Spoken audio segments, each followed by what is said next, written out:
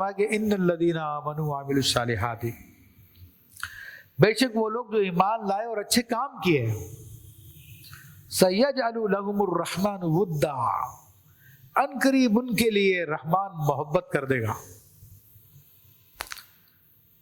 یعنی جو دنیا کی زندگی میں جنہوں نے ایمان لائے اور نیک اعمال کیے تو رحمان ان کی محبت پیدا کر دے گا لوگوں کے دلوں میں۔ تو ویسے ایمان تو ہم سب لے کے آئے ہیں الحمدللہ رب العالمین، لیکن ایمان کے بھی 3 درجے قرآن میں بہت بیان ہوئے ہیں، ثم آمنوا ثم آمنوا ثم آمنوا، اس طرح کہہ تو ایک ایمان ہے جو ہمارا اس وقت ایمان تقلیدی ہے، اور ایک علماء کا ایمان ہوتا ہے جو ایمان برہانی ہوتا ہے،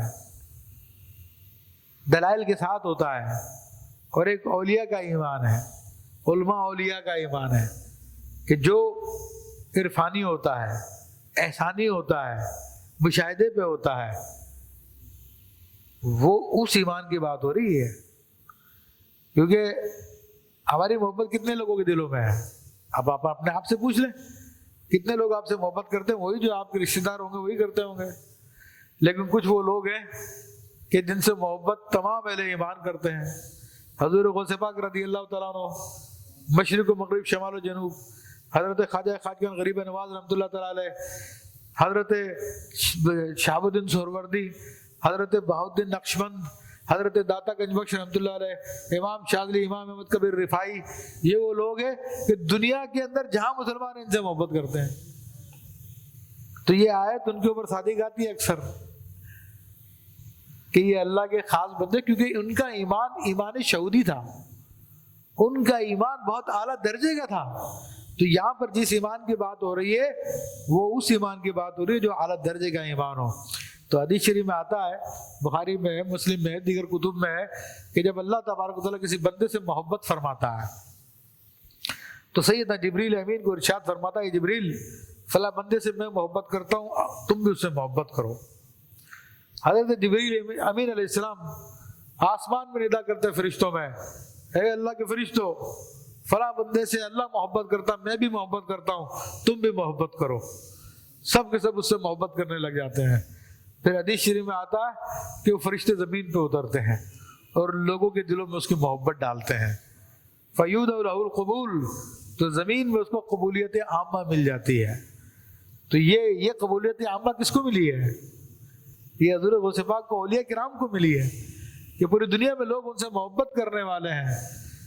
تو جس کا جتنا زیادہ مرتبہ اللہ کی بارگاہ میں، اتنی زیادہ اس کی محبت لوگوں کے دلوں میں پائی جاتی ہے۔ عزیزان محترم، تو یہ ہمیں پتہ چلتا ہے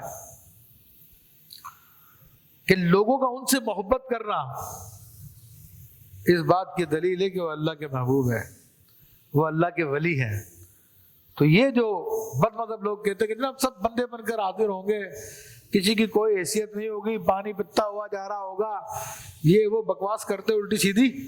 حالانکہ اللہ نے اپنے نیک بندوں کے بارے میں کیا فرمایا؟ اللہ اکبر، احادیث بیان کرتا رہتا ہوں۔ کل بروز قیامت جب عرش الہی ہوگا تو عرش الہی پر 3 کرسیاں لگائی جائیں گی، ایک کرسی پہ سیدنا ابراہیم علیہ السلام، ایک کرسی پہ سیدنا رسول اللہ صلی اللہ علیہ وسلم، بیچ میں حضرت ابوبکر صدیق رضی اللہ تعالیٰ عنہ ہوں گے۔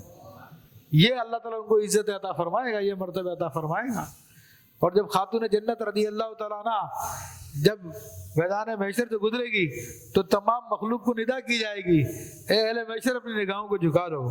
اب فاطمہ بنت محمد صلی اللہ تعالیٰ علیہ وسلم رضی اللہ تعالیٰ عنہ اب میدان محشر سے گزرنے والی ہے، تو تمام مخلوق اپنے سروں کو جھکا لیں گے۔ یہ شان ہے ان لوگوں کی، ان بزرگوں کی۔ تو یہ گمراہ کرنے کے لیے یہ آیتیں پیش کرتے ہیں۔ اب بیچارے لوگ جاہل ہیں، ان کو پتہ نہیں آگے آیت بھی ہے جس میں ان کی شان کو بیان کیا جا رہا ہے، تو پریشان ہوتے ہیں ان کی باتیں سن کے۔